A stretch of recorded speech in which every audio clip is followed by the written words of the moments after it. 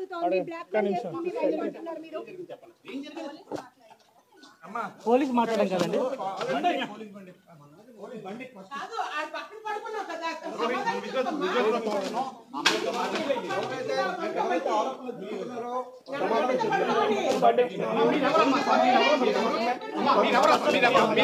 Apartment రావడానికి చెప్పండి. He's my colleague and he's my friend అండి. He's my colleague and friend. లేరండి ఆయన్ని ఫాల్స్ అండి. ఎప్పటి నుంచి మీ ఇద్దరికి పరిచయం? ఎప్పటి నుంచి మీ ఇద్దరికి పరిచయం? ఇక్కడ ఏ పర్పస్ లో ఉన్నారు? మీ పేరమ్మా మీ పేరమ్మా మీ పేరు చెప్పచ్చు. పోలీస్ తో మాట్లాడిన తర్వాత మీరు ఇప్పుడు అంటే మీరు రెండు స్పందన ఇవ్వకపోతే నక్షత్ర చెప్పింది. నా పేరు సారా అండి. మీ పేరు సారా. ఎప్పుడు వచ్చారు ఇక్కడికి? ఈ అపార్ట్మెంట్కి ఎప్పుడు రావడం జరిగింది? తేజ్ గారు మీరు చెప్పండి, మీరు ఇవ్వాల్సిన క్లారిటీ ఏంటో చెప్పండి. మీరా అది కార్ కీస్ ఏవమ్మా నావే సార్ చూడండి చెప్పండి. ఏంటి అసలు ఎందుకు ఇన్ని ఆరోపణలు చేస్తుంది మీ వైఫ్? మీ పాపను కూడా తీసుకొచ్చి మీ ఇంటి ముందు ధర్నా చేస్తుంది అంటే ఏం జరిగింది అసలు? ఇది ఇల్లు కాదండి, ఫస్ట్ ఆఫ్ ఆల్ ఇట్స్ నా ఆఫీస్. ఇది ఇల్లు నా ఇల్లు కాదు, ఇది సినిమా ఆఫీస్. Cinema office. ఆమె ఎట్లా పరిచయం? ఆమె పేరేంటి? ఎవరు? ఇప్పుడు అమ్మాయి ఉంది కదా, ఆమె ఫ్రెండ్ అండి, కొలీగ్స్ ద్వారా పరిచయం. సినిమా ఆఫీస్ అంటున్నారు. ఏ పర్పస్ లో ఇక్కడికి రావడం జరిగింది అంటే ఏంటి? లేదండి మాది లాస్ట్ 1 వీక్ నుంచి మ్యూజిక్ సెట్టింగ్స్ ఎక్కడ అవుతుంది. కూడా ఎన్విరాన్మెంట్ కనిపించలేదు. సినిమా ఆఫీస్ మీరు చూస్తే వస్తుంది. ఇప్పుడు నేను ఇక్కడే, excuse me, if you're questioning wrong, నేను ఇక్కడే ఉంటాను. Go to the office with all your cameras and go check whether it's cinema office or not. వెళ్ళండి, just go now. It's my personal movie office and it's not banner. I'm a hero. ఇది నా personal office.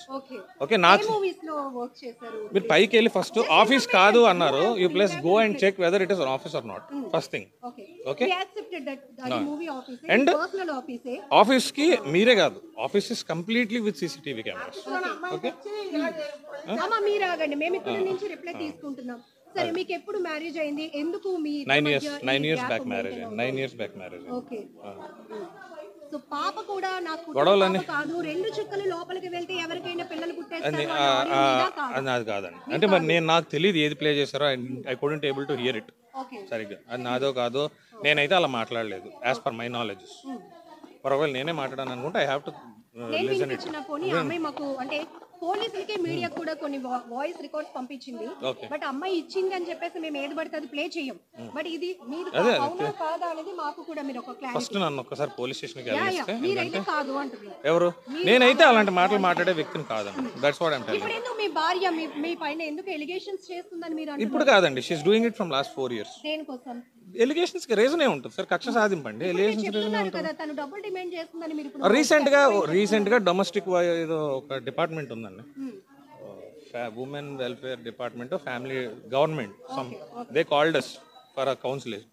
ఆ counselling లో నన్ను అడగడం జరిగింది, మీకేనా ఆమె మీద పగ ఉందా, కలుస్తారా? నేను కలుస్తానని చెప్పాను. అదే క్వశ్చన్ ఆవిడని అడగడం జరిగింది. నాకు 3 కోట్లు ఇస్తే నేను ఆయన వదిలేస్తాను, ఆయన నచ్చిన సినిమాలు చేసుకోమని, లేకపోతే ఒక్క సినిమా కూడా చేయనివ్వను, నేను మీడియాకి వెళ్తాను, అతను పరువు తీస్తాను అని డైరెక్ట్గా పోలీస్ స్టేషన్లో ఆ ఉమెన్ వెల్ఫేర్ డిపార్ట్మెంట్ లో ఆవిడ మాట్లాడినట్టు మీరు వెళ్ళి వాళ్ళని enquiry. This is already planned thing. ఏంటండి? ఏం ఎవిడెన్స్? What evidence? అది ఉమెన్ వెల్ఫేర్ వాళ్ళతో కలిసి కాదండి, వాళ్ళు కలపడానికి పిలిచారు. వాళ్ళ ముందు ఆ మాట ఎప్పుడైతే అన్నారో మిమ్మల్ని కలపలేమండి, మీరు కోర్టులో చూసుకోండి వాళ్ళు పంపించేసారు. లీగల్ పోలీస్ స్టేషన్ లో మాట్లాడిన దానికి, వెల్ఫేర్ డిపార్ట్మెంట్ లో మాట్లాడిన దానికి ఎవిడెన్స్ ఏముంటుంది?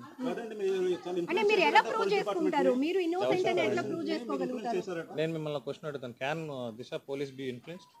దిశ అంటే దిశ ఏంటండి? అభియోగం అంటే చెప్పేదంతా మరి అది అలా అడగండి. ఇన్ఫ్లుయెన్స్ చేశారు అంట and your passing statement. It's not wrong, that is wrong. మీరు వాళ్ళని అడగండి, మీకు డబ్బులు ఇచ్చారా తేజ, ఇన్ఫ్లుయెన్స్ చేశారా అని అడగండి.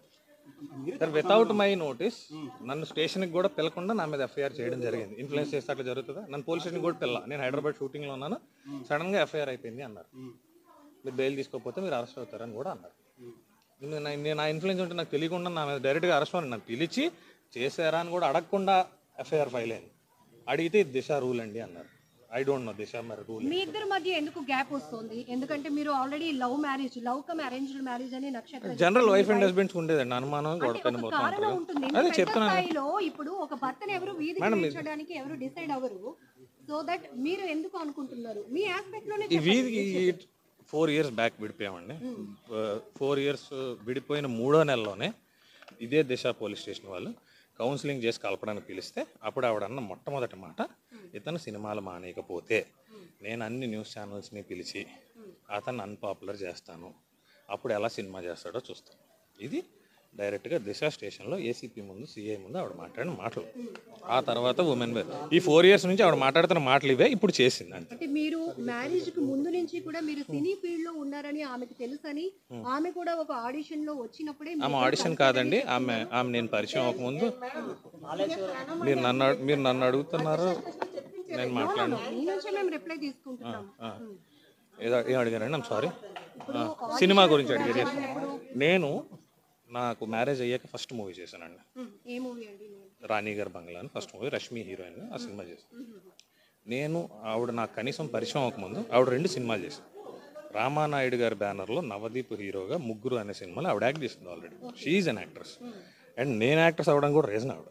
నేను గవర్నమెంట్ జాబ్ రాసుకుంటున్నాను, షీ లవ్డ్ మీ, నాకు జాబ్ లేదు, మా ఇంట్లో వాళ్ళు పెళ్లి చేయనన్నారు, దే ఫోర్స్డ్ అస్, వచ్చారు. నేను ఏదో చిన్న చిత్క బిజినెస్ చేసుకుంటా ఉండేవాడిని, కష్టపడి రాసుకున్నాను, గవర్నమెంట్ జాబ్ కొట్టాను నేవీలో. ఈమె ఫ్యాంటసీస్ వరకు ఈమె నన్ను సినిమాలు, టిక్ టాక్స్ చెయ్యు, ఆమె ప్రొఫైల్స్ చూడండి మీరే, రోజుకు 4 డ్యాన్స్ వీడియోలు చేస్తుంది. ఇప్పుడు ఏడుస్తున్న ఈమె లాస్ట్ మంత్ దుబాయ్, ఈమెని ఈమె కూతురు దుబాయ్ వెళ్ళి కాంపిటీషన్స్ చేసి వచ్చారు. ఆమె కూతురు అంటున్నారు, మీ కూతురు కాదా? మరి మీరు అడిగిన క్వశ్చన్కి సమాధానం చెప్పి, మరి నా కూతురు అయితే నా పర్మిషన్ ఉండాలి కదండి. When she has to move to Dubai, అది కూడా చిన్న బట్టలు వేసుకుని ఒక ర్యాంప్ వాక్ చేయాలంటే ఒక తండ్రిగా పర్మిషన్ అడగాలి కదా. When you're asking for the school fees, when you're asking for the maintenance, why shouldn't you ask my permission?